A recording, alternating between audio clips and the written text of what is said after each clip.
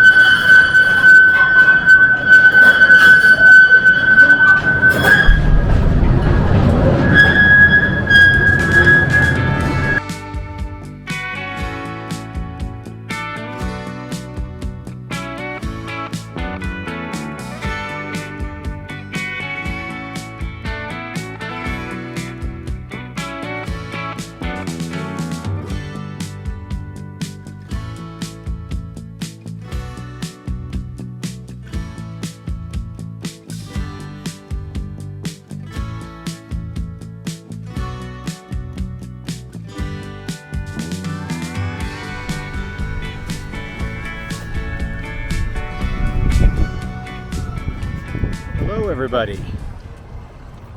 We are here in Bisbee, Yeah. Bisbee, Arizona at the Queen Mine Tours. So we just got here, drove down. We're going to be here in Arizona for a few days, so try to get some videos in, share with you our little adventures. It's our first videos of 2023. So like this nice backdrop of the mountains and stuff like this. I don't know exactly what we're in for exactly, other than we're going down in the mine. It was what, 15 bucks? 14 bucks a person for the tickets. So pretty good deal, and it's a really cool town. I'm sure you probably saw some of the video as we came into town. And Bisbee's a pretty unique looking town here. So we're gonna go ahead and check in. We have times for a tour. I believe you do need to book ahead of time. So make sure you do that before you do come. Looks like we've got a bunch of mining equipment and stuff out here. Anyway, let's go ahead and come inside and see what's going on and get checked in.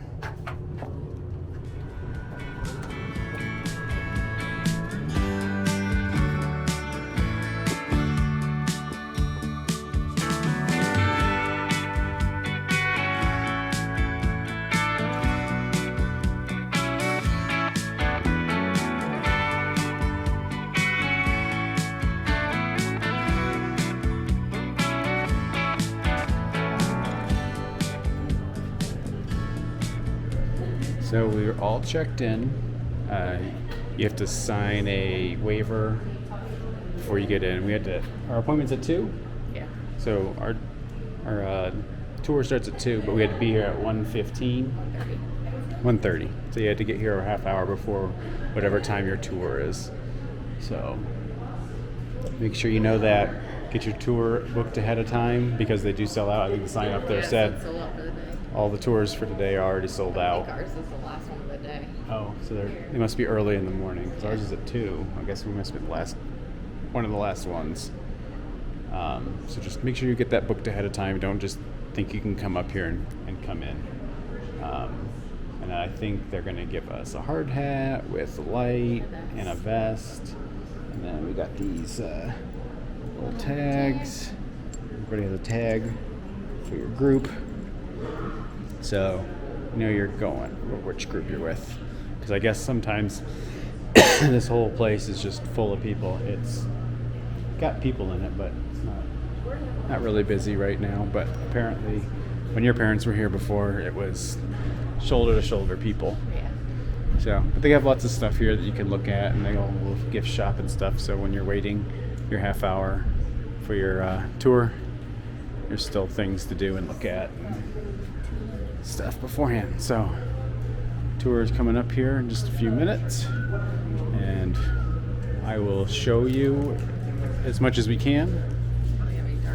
Yeah, it's probably gonna be dark, so it might just be a lot of video with music. I don't know how much we're gonna be able to hear our tour guide or anything like that. So try to remember as much as I can. Repeat it back to you afterward if we have to. But okay, off to the mines.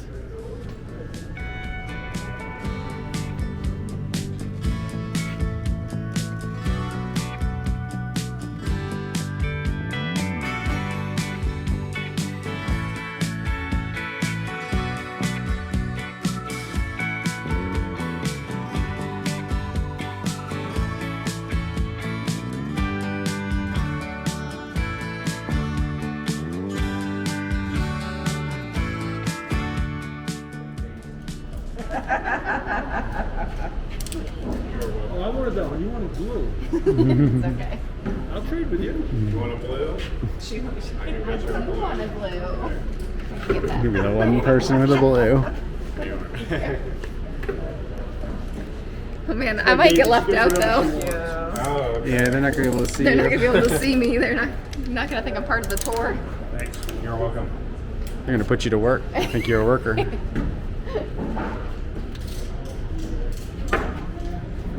No, one more person gets a blue.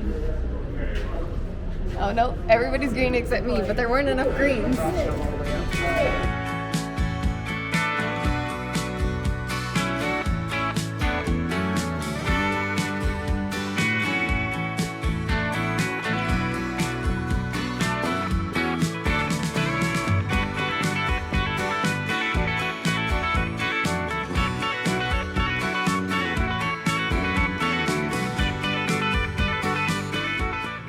How old it is?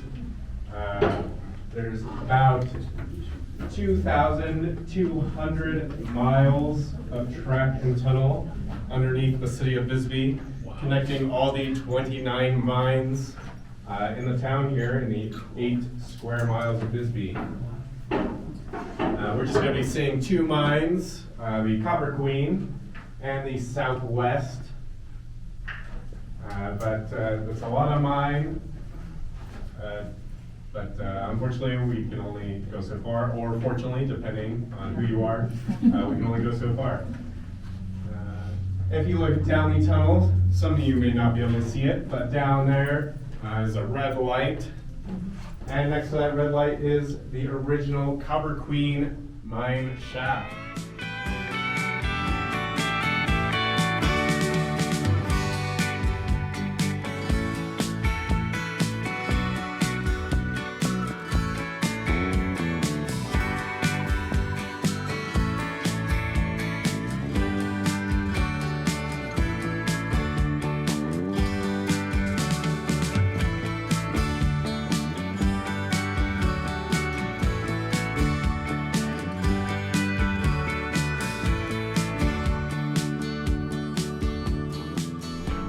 Anything falling from the ceiling, any collapse, even just a 10-pound rock, falling from the top of there, hitting a miner who was not wearing a hard hat, that would be pretty deadly there. The second cause would be all the shafts, the elevator shafts, incidents happening there, and the third would be explosives, anything to do with the dynamite or blasting caps, like that. What's the story behind the creaking wood? Oh, so the square set, we didn't use hardwood. Only fir and pine were used in the mines, softwoods. And the square set here was actually developed by a German engineer in 1860. They used it in England, and the English and all those old European miners have a lot of, superstition, fairies, myths, phantoms, etc. And so the creaking of the wood we use the softwood so it would creak. If it was hardwood, it would hold all the rock and keep holding it until it couldn't, and it would just break without warning. But the soft timber will creak and crack and pop, and that would give the miners warning, sometimes months ahead of time, that a collapse was imminent. And the ferries they had were called knockers, as like little warnings, so you would listen out for knocking and creaking. Then how many candles did the miners get a day? It was like a limit, right? Yes, 3 10-inch candles a day. And did they get a bonus if they drilled deeper than their quota? That didn't happen until later. At the beginning, it was sort of a fixed salary, if you will. In Bisbee, kind of unusual, it was a sliding scale depending on how much the copper was worth. So they could get anywhere from $3 to $4 a day, and that's in the turn of the century that I know of. But it doesn't sound like a lot, but of course, a nice steak dinner would have been 14 cents a loaf of bread would have been a penny. So they were paid very well. The coal miners at the same time back east would have been making about $1.50 a day. So $4, $3 or $4 a day was pretty good.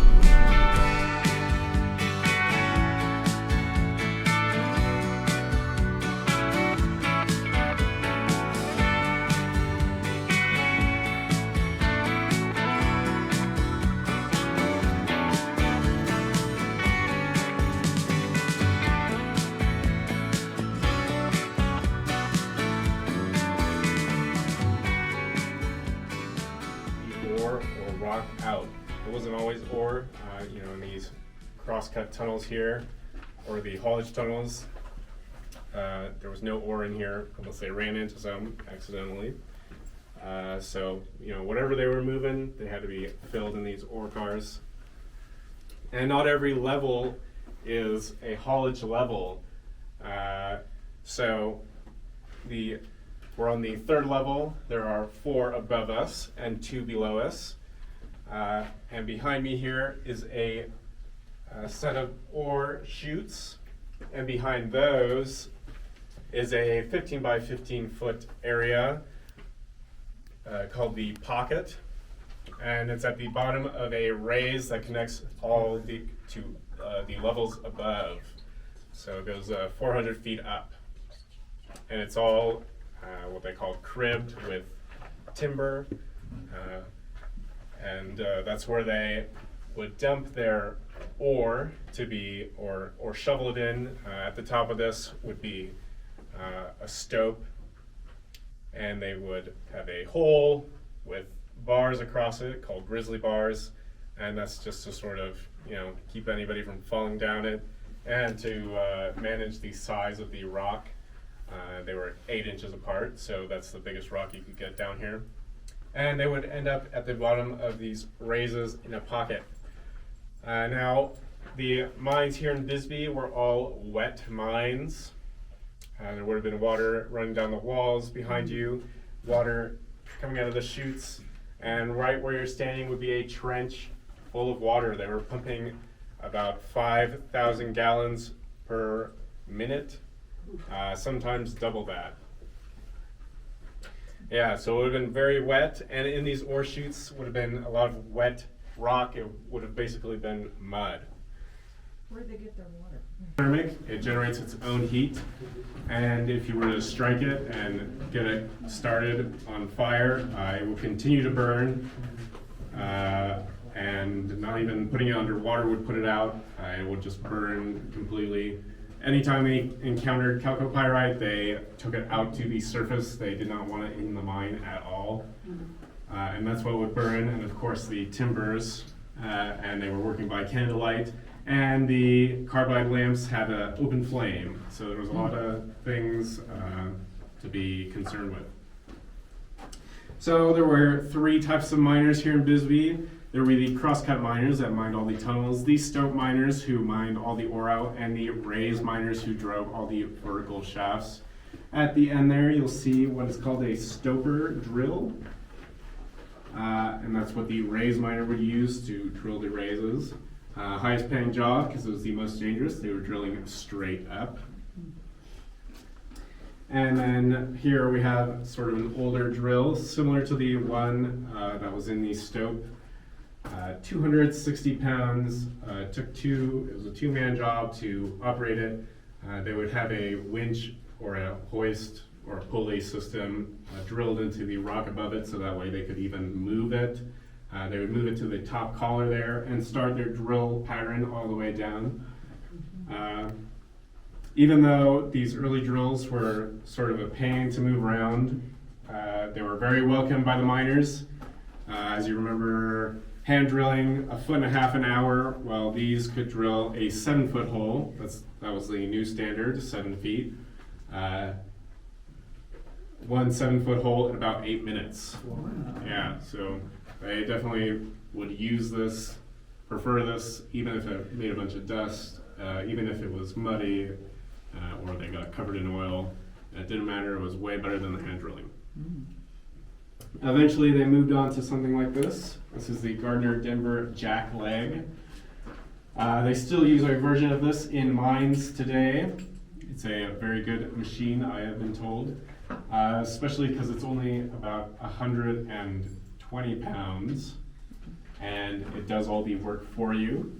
It's got the jack leg, which is air powered, and this one extends up to 6 feet, just like that. And it will do all the pushing for you. There's some with legs that go up to 15 feet. And it's can be operated by one person. It can drill vertical and horizontal, and just easier to work with. Any questions about the drills? So here on this face, we have an example of a hole pattern. 25 holes, 21 of them were filled. It's called a 5-hole burn because of this right in the middle. Only one hole was filled with dynamite, 7 sticks of dynamite, and the 7-foot holes. And they would leave these open so that way the rock had somewhere to break into. And it was all timed starting from the center, working its way out in a sort of a spiral until it got to the top and bottom. And they needed these 4 relief holes, otherwise the rock wouldn't go anywhere. If all these went off at once, it would just crack the rock and make a big mess, but nothing would have been moved out.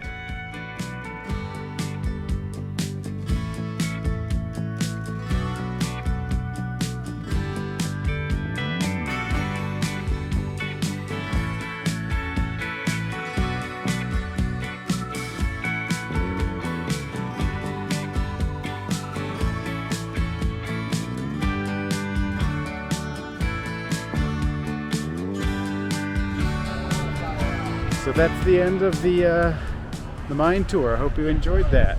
It was really cool. I don't know how much you're going to be able to see in here. I think we'll be able to see enough. But it was really cool. How long was it? An hour and a half. About an hour and a half. It cost you only $14. Just make sure you go and get your tickets ahead of time so you can get space, because right now there's a school group going in, so you make sure you get in when you want to. And the last one was at 3:30. The last group was at 3:30. So thanks for watching the video. If you liked it, hit the like button now. Subscribe if you haven't subscribed already. Comment, let us know what you thought. That helps us a lot. We appreciate it. Until then, we'll see you in the next one.